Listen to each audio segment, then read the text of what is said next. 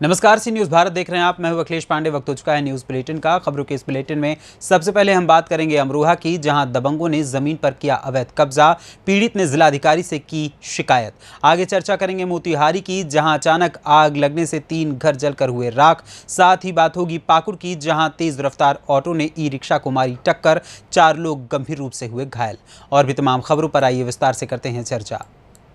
खबर अमरोहा से, जहां थाना ढवारसी में दबंगों ने जमीन पर अवैध कब्जा कर रखा है, जिसके बाद पीड़ित ने जिलाधिकारी से न्याय की गुहार लगाई है। बता दें कि थाना आदमपुर क्षेत्र के गांव तिगरिया नादिर शाह में पीड़ित नंदराम पुत्र जिराज ने गुहार लगाई है कि उसकी जमीन पर अवैध कब्जा कर लिया गया है।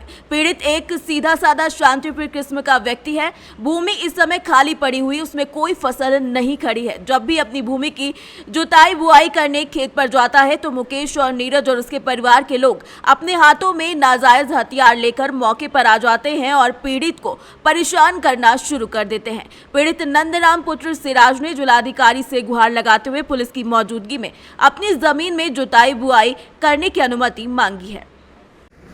अरे मेरा नंदराम नाम है, तिगरिया का रहने वाला हूँ और मेरी ज़मीन है तिगरिया के अंदर। तो साहब वो झिंगा मूर्ति से दमंग आदमियों ने जोत रखी है, कब्जा कर रखा है। पुलिस वालों से जाकर मिलकर वो कब्जा कर लिया। और साहब मैं सब में दो लिया, सब मेरी किसी ने ना सुनी।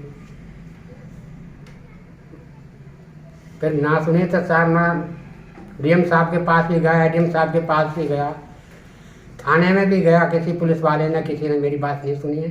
मैं जब नहीं सुनेंगे तो मैं जोगी जी के पास जाऊंगा। अमरोहा से सी न्यूज़ संवाददाता रामवीर की रिपोर्ट। खबर कन्नौज से, जहां तिरवा के एक निजी प्रतिष्ठान पर पूर्व ब्लॉक प्रमुख नवाब सिंह यादव की अगुवाई में छत्तीसगढ़ के दंतेवाड़ा में नक्सली हमले में शहीद हुए जवानों को कैंडल जलाकर श्रद्धांजलि अर्पित की गई। पूर्व ब्लॉक प्रमुख नवाब सिंह यादव ने शहीद हुए जवानों को श्रद्धांजलि अर्पित करते हुए कहा कि आए दिन जिस तरीके से वीर जवानों पर कायरतापूर्ण नक्सली हमले हो रहे हैं, उसकी हम सभी कड़ी निंदा करते हैं। इस मौके पर लाल सिंह प्रधान, मानवेंद्र सिंह चौहान, वैभव तिवारी समेत कई लोग मौजूद रहे। छत्तीसगढ़ दंतेवाड़ा में नक्सली हमले में हमारे 10 जवान शहीद हो गए हैं।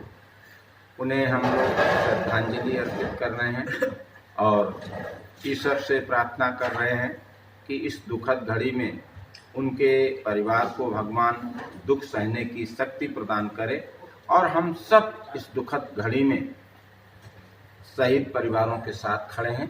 साथ हमारी मांग है उनके परिवार से एक व्यक्ति को नौकरी दी जाए और कम से कम 50 लाख रुपए मृतक परिवारों को आर्थिक सहायता सरकार दे। कन्नौज से सी न्यूज़ संवाददाता सीबू सैनी की रिपोर्ट। प्राप्त जानकारी के मुताबिक जुतना थाना क्षेत्र के अगरवा गांव में बीती रात अचानक आग लग गई। आग से 3 घर जलकर राख हो गए। घर में बंधी 3 बकरी और 1 भैंस के साथ घर में रखे अन्य वस्त्र भी जलकर राख हो गए। आगलगी की घटना छतरी शाह, बद्री शाह और बेदामी शाह के घर में हुई। भारत नेपाल सीमा के 8 मोहान पोस्ट पर तैनात एसबी के सहयोग से आग पर काबू पाया गया। इस आगलगी की घटना से पीड़ितों को लाखों का नुकसान होने का दावा किया जा रहा है। मोतिहारी से सी न्यूज़ संवाददाता अजय मिश्रा की रिपोर्ट। पाकुड़ शहर के राजकीय कन्या मध्य विद्यालय मुख्य सड़क पर ऑटो रिक्शा और ई रिक्शा की आमने सामने टक्कर हुई। ई रिक्शा पलटने से 4 लोग गंभीर रूप से घायल हो गए। वहीं टेम्पो चालक मौके से फरार हो गया। सभी घायलों को सोना जोड़ी सदर अस्पताल इलाज के लिए भर्ती कराया गया।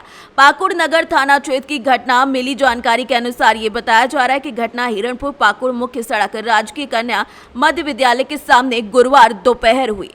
सूचना मिलते ही पाकुड़ नगर पुलिस अपने दल बल के साथ घटनास्थल पर पहुंची। पुलिस मामले की जांच पड़ताल कर रही है। ऑटो और रिक्शा को कब्जे में लेकर अभिरक्षा में थाने ले आई है। वही सर, एक डाला वाला ऑटो और एक टोटो में भिड़ंत हुआ है, जिसमें छोटे छोटे 2 बच्चे घायल हैं। दोनों को इलाज के लिए सोना जोड़ी भेज दिया गया है।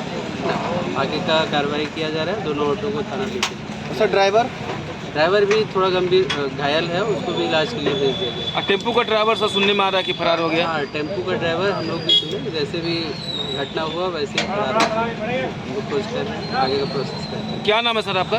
सतीश कुमार सर। पाकुड़ से सी न्यूज संवाददाता अभिषेक तिवारी की रिपोर्ट। खबर आजमगढ़ से, जहां थाना तुरौलिया थाना अध्यक्ष परमिंदर सिंह स्वाट टीम मादिया पर चोरी की घटनाओं पर विचार विमर्श कर रहे थे कि तभी मुखबिर की सूचना मिली कि क्षेत्र की चोरी की घटनाएं करने वाले आरोपी समेत स्विफ्ट डिजायर गाड़ी के साथ अलीपुर गोरखपुर हाईवे के नीचे बैठकर आपस में विचार विमर्श कर रहे हैं। मुखबिर की सूचना पर विश्वास रखते हुए थाना अध्यक्ष परमिंदर सिंह स्वाट टीम मौके पर पहुंची। घेराबंदी कर स्विफ्ट डिजायर में बैठे 5 आरोपियों को गिरफ्तार कर लिया गया। इनके पास से चोरी के सामान भी बरामद किए गए हैं, जिनकी पहचान भी पुलिस ने कर ली है। आजमगढ़ से सी न्यूज संवाददाता सीवी भास्कर की रिपोर्ट। खबर कन्नौज से, जहां एक्सप्रेसवे पर एक के बाद एक 2 कारें हादसे का शिकार हो गई। हादसे में 10 लोग घायल हुए हैं। घायलों में बच्चे भी शामिल हैं। घायलों को मेडिकल कॉलेज में भर्ती कराया गया है। एक कार का टायर फटने से हादसा हुआ तो दूसरी कार डिवाइडर से टकराकर पलट गई। दोनों कार सवार दिल्ली से जा रहे थे बिहार। ठटिया थाना क्षेत्र के लखनऊ आगरा एक्सप्रेसवे पर यह घटना हुई है। कन्नौज से सी न्यूज संवाददाता सीबू सैनी की रिपोर्ट। खबर कन्नौज से, जहां बस स्टॉप के पास एक अचेत अवस्था में पड़े अधेड़ को यातायात पुलिस ने जिला अस्पताल भेजा।